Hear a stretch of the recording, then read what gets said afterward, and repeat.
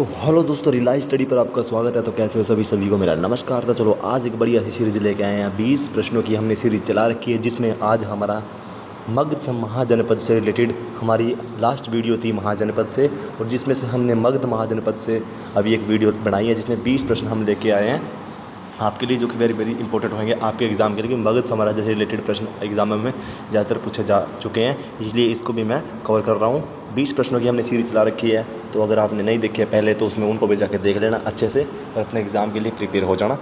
CGL CSL MT सभी के लिए वेरी वेरी इंपॉर्टेंट हो जाती है। तो चलो ज़्यादा टाइम वेस्ट नहीं करते हैं, सीधा अपने टॉपिक पे आते हैं। महाजनपद का रिलेटेड हमने चैप्टर किया था, जिसमें हमने 20 प्रश्न किए थे उससे रिलेटेड, और आज हम मगध महाजनपद से रिलेटेड करेंगे। तो मगध महाजनपद 20 प्रश्न प्लेलिस्ट में जाके देख लेना वीडियो, ठीक है, अगर जिसने पहली वीडियो नहीं देखी है। तो चलो, मगध महाजनपद की राजधानी प्रारंभ में क्या थी? प्रारंभ में पाटलिपुत्र थी, राजगिरी थी, वैशाली थी, या कौशाम्बी। तो ये राइट आंसर हो जाता है अपना, क्या है, बी ऑप्शन राइट आंसर हो जाता है, राजगिरी, ठीक है। मगध महाजनपद वर्तमान भारत के किस राज्य में स्थित है? वर्तमान में जो मगध महाजनपद था वो अभी आज के दिन में कहाँ पे है वो? तो वो कौन से राज्य में स्थित है? बिहार में, राजस्थान में, मध्य प्रदेश में। तो कौन से में है? ये है राइट आंसर बिहार, ठीक है। साथ के साथ अपना मेरे को बताना है आपको लास्ट में कि आपने कितने प्रश्न सही किए। मगध के सबसे प्रसिद्ध शासकों में से एक कौन सा था? मगध के सबसे प्रसिद्ध शासकों में सबसे प्रसिद्ध शासक कौन सा था? तो ये आपको बताना है कौन था ये। A option, B option, C option, D option. तो अपना ए ऑप्शन राइट हो जाता है। क्या नाम है उसका? बिंबिसार, जो कि राइट आंसर हो जाता है। उसके बाद बिंबिसार वंश किस वंश का शासक था? बिंबिसार था जो, वो किस वंश का शासक था? तो ये किस वंश का था? नंदवंश, शिशुनाग वंश, हर्यक वंश और मौर्य वंश। आपके लिए 3-4 सेकंड मिलेगी, उसमें ही आपको आंसर देना है, क्योंकि आपने अपने एग्जाम के लिए अच्छे से प्रिपेयर होना है। तो इसका राइट आंसर हर्यक वंश हो जाता है, जो कि आपको याद रखना है। उसके बाद अजातशत्रु किसका पुत्र था? अजातशत्रु किसका पुत्र था? महापद्मानंद, बिंबिसार, चंद्रगुप्त मौर्य और उदय। तो किसका पुत्र था? ये आपको बताना है। बिंबिसार का पुत्र था, राइट आंसर हो जाता है। उसके बाद पाटलिपुत्र नगर की स्थापना किसने की थी? पाटलिपुत्र नगर की स्थापना किसने की थी? ये आपको बताना है। तो ये बिंबिसार ने, उदयन ने, अजातशत्रु ने, कालकोश ने। तो ये किसने की थी? उदयन ने, राइट आंसर हो जाता है अपना। ये आपको याद रखना है, ठीक है। उसके बाद मगध की उन्नति का प्रमुख कारण क्या था? मगध था, मगध उन्नति पर इतना विशाल साम्राज्य था कि उसको इतना उन्नत किया था उसने। तो उसका कारण क्या था? समुद्री व्यापार था, लौह अयस्क की उपलब्धता थी, मरुस्थलीय क्षेत्र थे, या कपास उत्पादन। तो इसका राइट आंसर हो जाता है, आपको बताना है, बी ऑप्शन लौह अयस्क की उपलब्धता। अगर आपको वीडियो पसंद आ रही है तो वीडियो को शेयर करना, और अपने दोस्तों पे अच्छे से, जिससे भी वो भी तैयारी कर सके, और लाइक सब्सक्राइब कर दें। अजातशत्रु ने किस गणराज्य को पराजित किया? अजातशत्रु ने किस गणराज्य को पराजित किया? तो ये आपको बताना है। तो इसका राइट आंसर हो जाता है अपना वज्जीशंग, जो वज्जी को इसने पराजित किया था, ठीक है। आपको लास्ट में बताना है कि आपने कितने 20 में से कितने प्रश्नों को सही किया है। मगध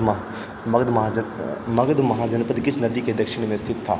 तो ये कौन सी नदी के दक्षिण में स्थित था? गंगा नदी के दक्षिण में स्थित था, ये आपको याद रखना है, ठीक है। उसके बाद अपना 10वां प्रश्न है, मगध महाजनपद में 16 महाजनपदों में सबसे शक्तिशाली कौन सा था? ठीक है, तो शक्तिशाली कौन सा था? कौशल, अवंती, वत्स और मगध। तो इसमें राइट आंसर तो आपको पता ही है, मगध सबसे बड़ा साम्राज्य था, जिसका बहुत बड़ा एरिया में फैला हुआ था। हर्यक वंश का संस्थापक कौन था? तो अब ये अपने आपको बताना है, हर्यक वंश का संस्थापक कौन था?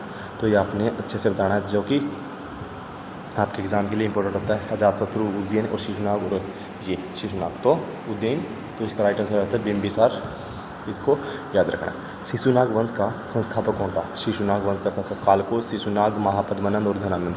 तो इसका राइट आंसर हो जाता है अपना डी।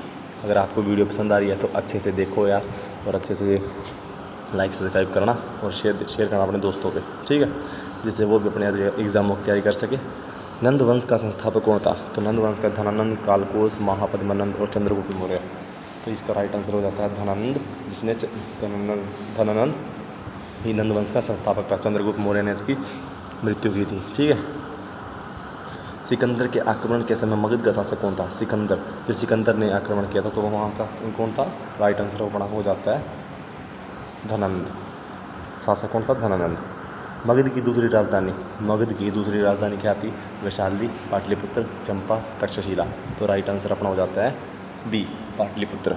ठीक है, उसके बाद अपना 16वां प्रश्न है, अजातशत्रु ने किस युद्ध यंत्र का प्रयोग किया था? अजातशत्रु था, उसने किस युद्ध यंत्र का प्रयोग किया था? जो युद्ध किया था उसने, तो उसमें सबसे बड़ा जो उसमें किस युद्ध यंत्र का प्रयोग किया था उसमें? तो महाशिला कंटक, अग्नि बाण, तोप और चक्रव्यूह। तो महाशिला कंटक का उपयोग किया था। ये राइट आंसर अपना हो जाता है, आपको ये याद रखना है, इंपॉर्टेंट हो जाता है प्रश्न आपके एग्जाम के लिए। ठीक है, बौद्ध धर्म के संस्थापक कौन थे? ये आपको पता ही होगा बौद्ध धर्म का। अब अगली वीडियो हम सोच भी रहे हैं कि बौद्ध धर्म से रिलेटेड लाएं, तो देखते हैं। चलो जो भी आपको पसंद आएगी इसके हिसाब से मेरे को कमेंट कर देना।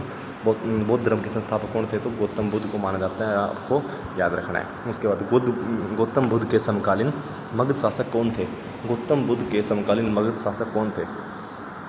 बिंबिसार, धनानंद, चंद्रगुप्त मौर्य और अशोक। तो ये आपको याद रखना है, गौतम बुद्ध के बिंबिसार, ये राइट आंसर हो जाता है। ओके, ठीक है। मगध साम्राज्य के विस्तार में किस शासक का सबसे बड़ा योगदान माना जाता है? मगध साम्राज्य के विस्तार में तो ये बिंबिसार और अजातशत्रु, उदयन, खालकोश और धनानंद।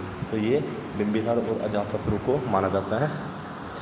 इसका मगध साम्राज्य के विस्तार में किस शासक को सबसे बड़ा माना जाता है? तो बिंबिसार और अजातशत्रु को माना जाता है। अपना अंतिम प्रश्न है आज का, जो कि मगध महाजनपद का सबसे बड़ा और प्रतिद्वंदी महाजनपद कौन सा था? तो ये आपको बताना है, जो कि इसके जैसे ये मगध जनपद महाजनपद है, मगध तो इसी का प्रतिद्वंदी मतलब कि इसी के जैसा कौन था?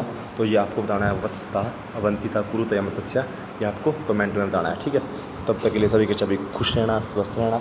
अगर आपको वीडियो पसंद आती है तो अच्छे से वीडियो को दोस्त शेयर करो, जिससे हमें भी पता लगे कि हाँ वीडियो को आप अच्छे से देख रहे हो, और कमेंट किया करो। ठीक है, ये आंसर है जो 20वां, इसको कमेंट में बताना। और तब तक के लिए सभी के सभी खुश रहना, स्वस्थ रहना, और मम्मी पापा का ध्यान रखना, तैयारी करते रहना। जय हिंद, जय भारत।